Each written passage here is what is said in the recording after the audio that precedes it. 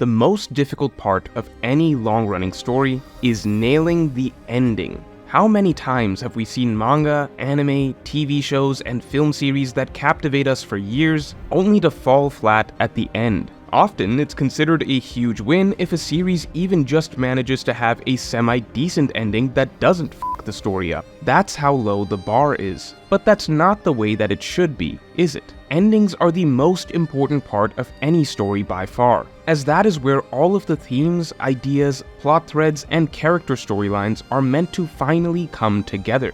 This is the make or break point. This is what determines whether or not the story was just some good ideas thrown together with no real payoff, or if it can all build into one coherent vision. And the longer a story goes, the more difficult a good ending is to pull off. Since the more pieces, the more characters, the more plot threads, the more elaborate the conflict you have, the harder it is to maintain a clear picture of how it can all conclude in a beautiful crescendo rather than just a noisy mess. And yet One Piece, as it enters its final saga, seems like it is actually giving us the absolute peak of its storytelling right now, at the end of the entire epic. Despite being a series that has run for 25 years, with over 1,100 chapters and too many character storylines and plot threads and themes to count, somehow this absurdly ambitious series looks like it's going to pull off the impossible. Not only is it shaping up to stick the landing, this final storyline seems like it is going to surpass everything in One Piece that came before it. So let's break down why that is. Narratively, what is the final saga doing that is setting up for an all-time great story ending? To begin with, the simplest thing that the final saga has going for it is that it is clear that Oda has a very strong handle on all of his overarching plot threads. This is a major problem you can see in long-running stories, where the writers may either add a lot of plot threads over the course of the story without a clear idea of how they're all going to wrap up, and then they have to rush or nix many of said threads, or alternatively, the author attempts a particularly grand final conflict without having put in the proper work setting up a more elaborate and structured plot beforehand. One Piece does not have either of these problems, because it seems that Oda has not deviated from his original vision. He has simply built around it. If you went back 500 chapters to when the time skip happened and asked readers back then to guess who the most important players would be in the final saga, they would likely have said the Yonko, the Revolutionaries, and the World Government. And well, that's still pretty much exactly right. The key threads that were set up are exactly the ones that are finally coming to a head today. The countless plot threads that have developed in One Piece over 1,000 chapters have always turned out to be ancillary or complementary storylines to the main core pillars of the series that Oda set up over the first couple hundred chapters of the story. It's still about finding the One Piece, it's still about fulfilling the promise to Shanks, it's still about overthrowing the world government. We've just had a lot more pieces added to the mix to make things more interesting, but it feels like everything is still coming together exactly as it should.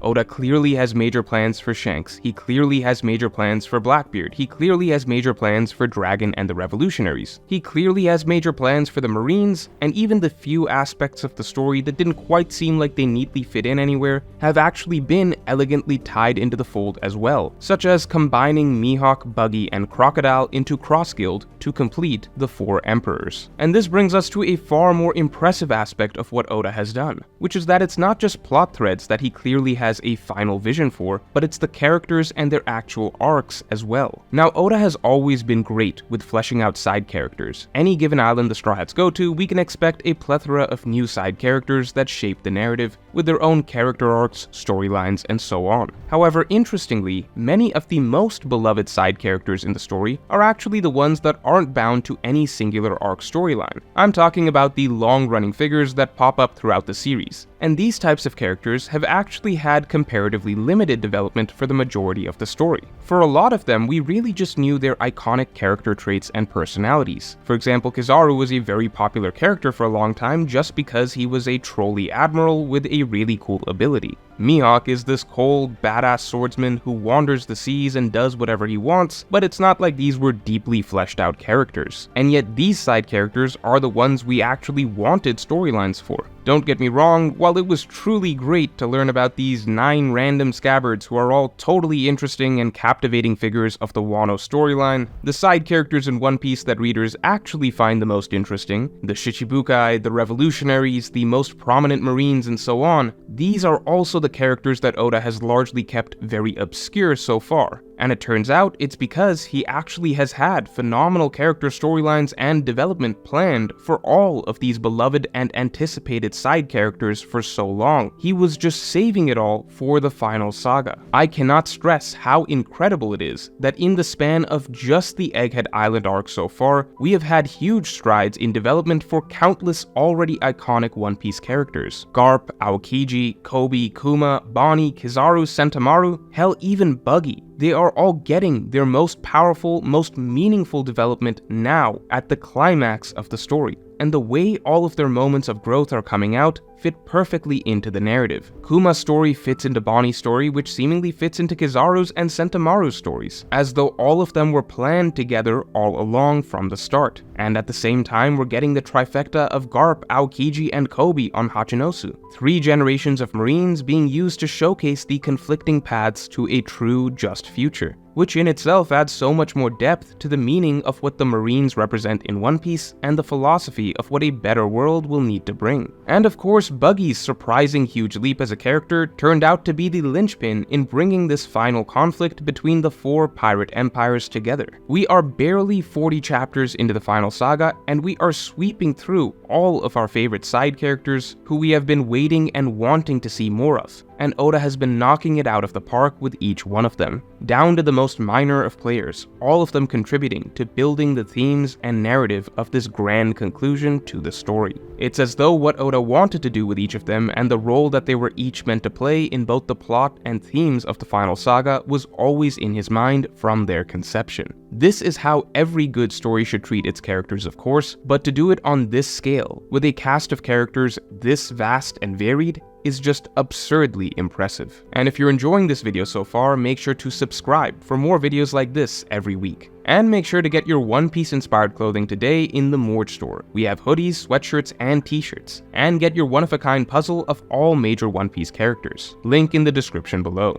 Now, a nice natural consequence of the fact that Oda saved his best and most anticipated characters for last is that this final saga is set to be inherently more exciting than anything that came before. Oda spent 1100 chapters being extremely, abnormally stingy with his most hyped up characters. It is insane that to date we have not seen Shanks, Mihawk, or Dragon in a serious fight. We literally only just got to see what Garp can do, but that's precisely what makes that entire Garp segment so impactful. Not just the emotion of what's happening, but how surreal it feels to actually finally see characters like Garp and Aokiji in an extended fight that's not off-screen. I mean, a single attack by Shanks was for many readers the most exciting chapter of the year. That's the kind of space that we're in now, where it is going to be legitimately difficult for the final saga to be anything less than the most hype saga in One Piece, because Oda has put in the time to properly build anticipation for so many characters over such an absurdly long period of the story. No matter what happens in this final saga, it will not fail to produce the most epic moments of the series so far. But more important than that, of course, and really the most important facet in all of this, is the actual depth of the writing. It may be too early to call, but if Kuma's backstory is anything to go by, then it seems like Oda has saved his most powerful ideas for the end. It's not just about how dark and tragic Kuma's story was, it was the concept of it,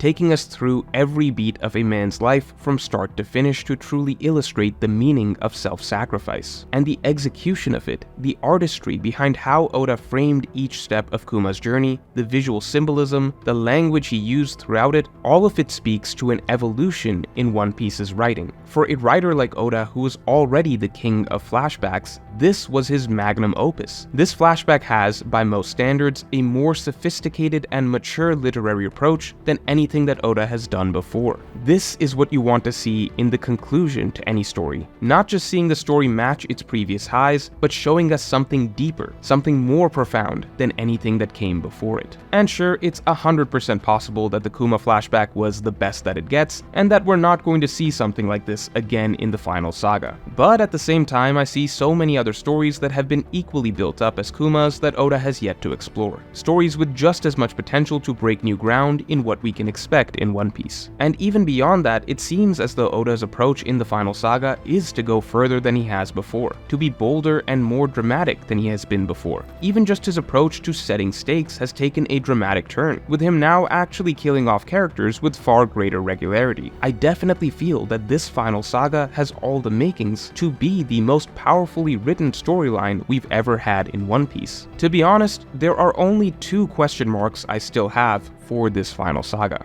Two areas that are still yet to be proven. First, you all may be surprised that I did not mention that one of the greatest strengths One Piece's ending is set to have is all of the lore and mysteries being tied together. That's because I can't confidently say that this will be the case yet. See, whereas I can definitely say that Oda is clearly shaping all of the relevant plot threads together very well at the moment, and he is clearly bringing out the best in all of the side characters that he has built up so far, and he has clearly started delivering on all of the hype moments that we've been hoping for, and the recent flashback has clearly taken the literary depth of the series up a notch, I do not yet have any idea or evidence if all of the lore threads being set up so far are going to come together neatly. We're getting a lot of new stuff thrown in at every turn, like this ancient robot, but we're still waiting to see it all begin to tie together. Now, I definitely have faith that it will, and at the end of the day, tying together all the vast lore in One Piece would be yet another definitive stamp of success for the story's ending. I can't fairly list that in this video till we actually see things being tied together.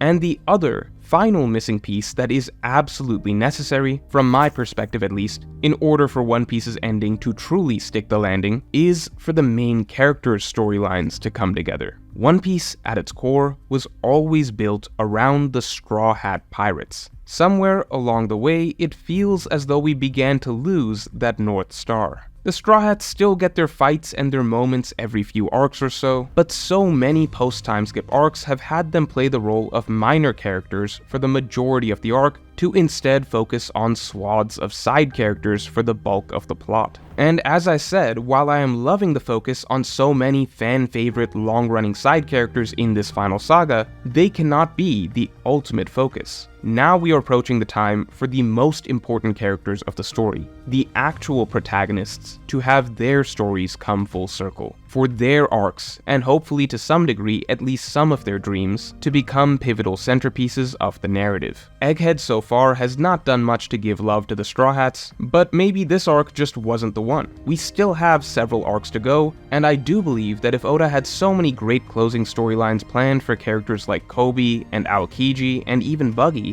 then he is definitely saving the best for last for the most important characters of the series as well. So let me know how likely you think it is that the final saga will be the best saga in One Piece in the comments below. And if you enjoyed this video, then definitely like and subscribe. And you can get my extended thoughts on what makes One Piece much more likely to have a great ending than other popular manga in the past on my weekly podcast by supporting me on Patreon. Link in the description below.